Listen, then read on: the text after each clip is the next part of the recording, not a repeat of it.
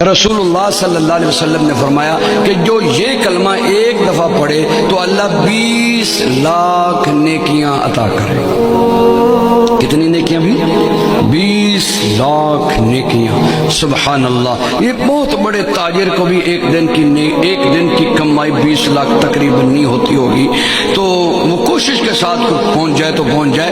یہ 20 لاکھ، آپ کتنے خوش قسمت ہیں، یہاں 2 گھنٹے بیٹھے ہیں اور 2 گھنٹوں کی برکات یہ کہ جب آپ اٹھ کر جائیں گے تو آپ کے جنت کے بینک میں 20 لاکھ نیکیاں اللہ جمع کروا دے گا۔